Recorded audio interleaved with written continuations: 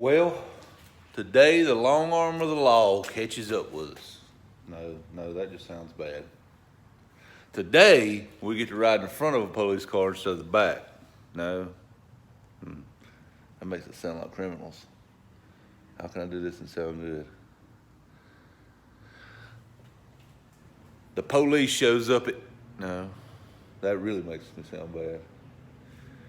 Y'all check out what we're working on now. I don't know. Yeah, just check. Today, we get to work on something a little special. It's one of the cool perks of doing what I do. Hazard County Sheriff's Department. Old Roscoe himself has brought by his patrol car to drop it off because he's finally tired of them Duke boys getting away from him.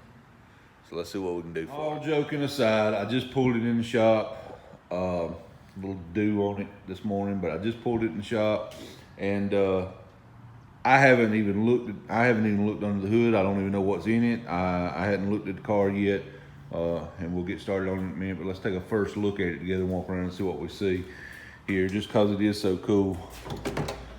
So, really nice car. Well done. Well done.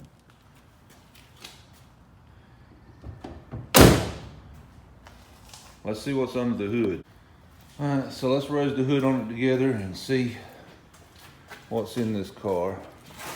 If I can do this with one hand.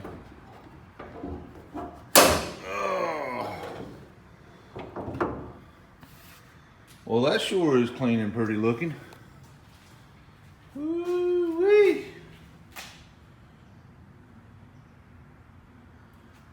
Boy, there's a lot of detail been put in this car. Aluminum radiator. It has a hair of a rough idle, but the motor's not really nervous and shaking or anything.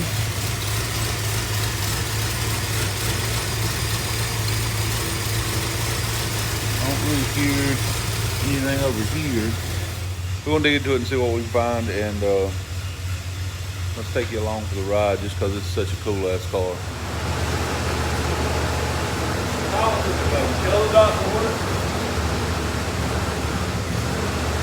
The first things I do when I'm trying to diagnose any kind of issue with a car, especially when it's an unknown issue, is pull the spark plugs out and take a look at them.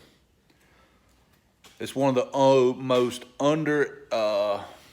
used tools in the arsenal is spark plugs.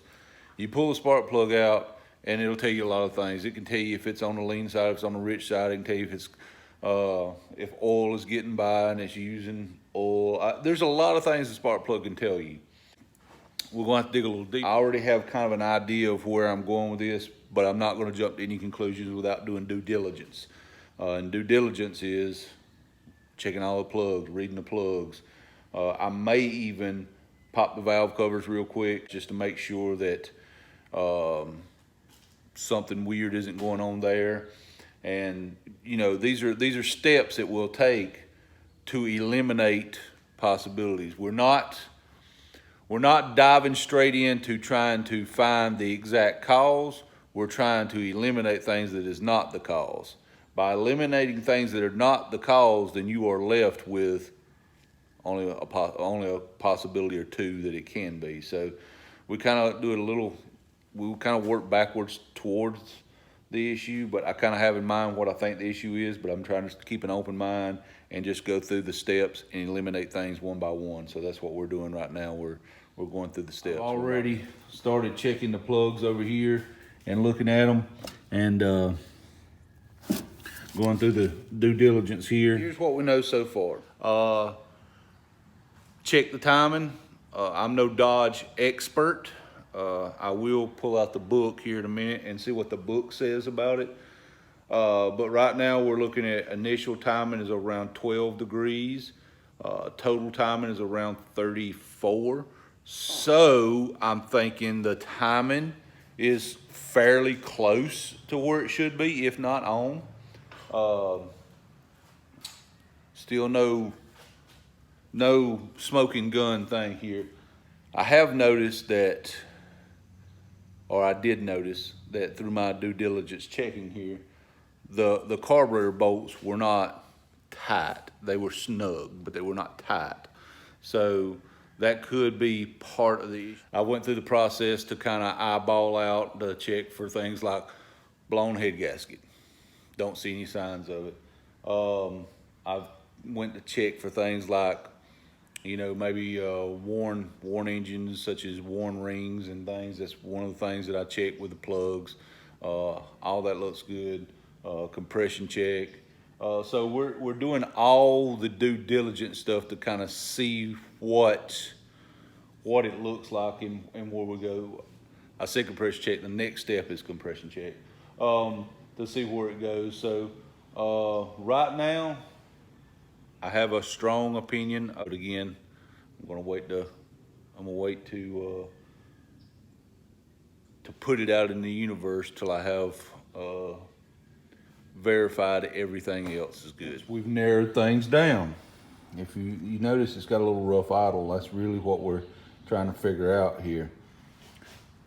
All the plugs look good except number 8 was a little fouled. Okay. Compression, number 8 was a little lower than the rest. So my first thought was to pop the valve cover and check for a bent push rod, some kind of damage in the upper valve train. Can't find anything wrong. Valve is opening and closing just as it should.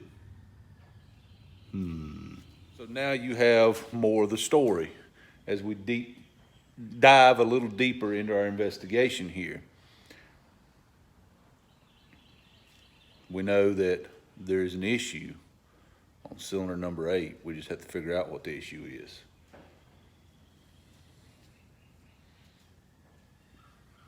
Yeah. I think the issue is this Mopar. I didn't say that. I didn't say that out loud. Y'all didn't hear that. Y'all didn't hear that. I don't need the comments. You probably know it's true. Okay, I'm gonna show you first. I'm gonna show you the plug. The plug is fouled. If I get the camera to focus, the plug is fouled, but it's not oily. It's not oily.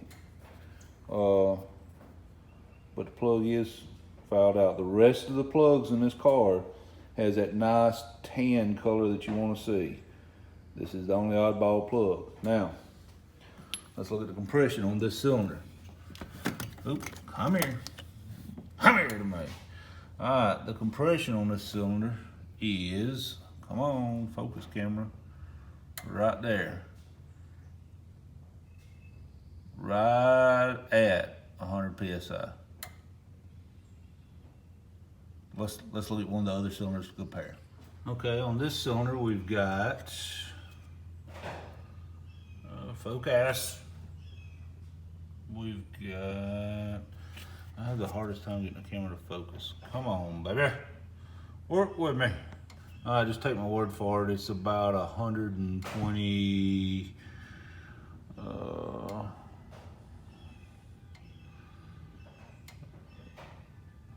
125 or so. We're gonna do a little more checking. Right now, cylinder 8 is different than the other cylinders. I'm gonna give you one more clue to what's going on here. True dual exhaust, hot, cold, and water. Okay, you now have all the information to make an educated guess at what's going on with old Roscoe here. Let's go over the clues. Rough idle. That's what it was brought in for, rough idle.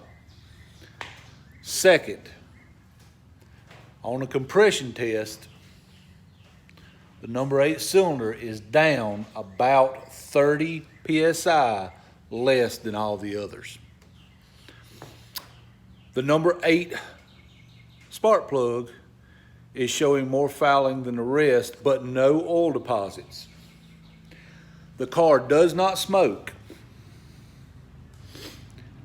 The exhaust coming out of the driver's side tailpipe is warm, has a good pulse to it. The exhaust coming out of the passenger side tailpipe is cool.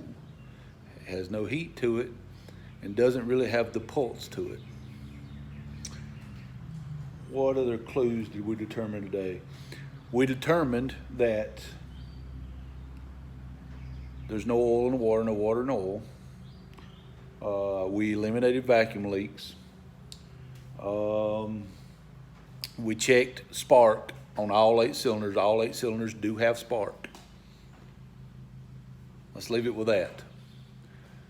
I'm not going to finish the video today, and I'm not going to show, and I'm not going to tell you what, first off, I'm not going to tell you what my theory is, but I don't think we're going to give you the answer today. We're going to contact the owner and speak with them, but we're doing this video, and I figured I'll let you fellers kind of do a little guessing, a little pop your answers down there in the comments at what you think might be going on with this engine. Taking into consideration all the clues, put your detective skills to work, and give me your best guess at what's going on. And I'm sure by doing this that every one of us gets a free pass on a speeding ticket. Not even close. Don't. I gotta go. Next time, God bless y'all.